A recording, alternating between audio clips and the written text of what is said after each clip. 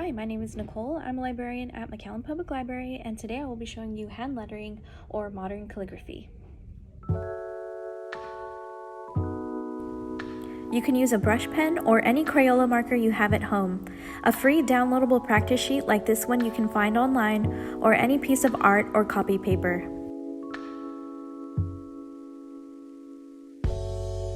This is the cap line. It establishes the height of the letter. The X line is the guideline that establishes the height of the lowercase letter. The baseline is the line the entire word sits on. This is known as a downstroke. The downstroke requires more pressure on the brush pen or marker to make a thick line. The upstroke is the stroke going up, and it requires less pressure on the pen to create a thin line.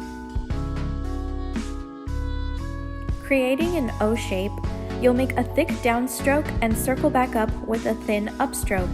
Both upstroke and downstrokes are used to create letters. These are some drills to practice your motions and the amount of pressure being used.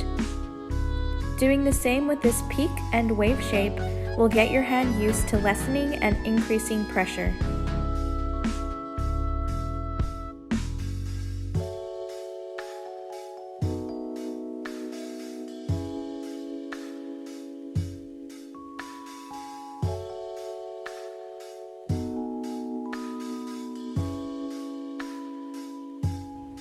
Did you know hand lettering as a hobby has benefits? It can engage your brain, calm the body and nerves, and lowers mental stress.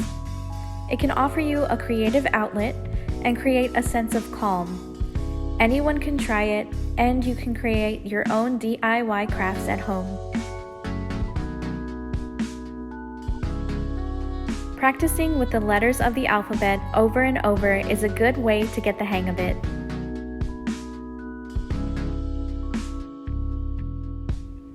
Be sure to follow MPL Adults on Facebook to see all of our videos. Thanks for watching.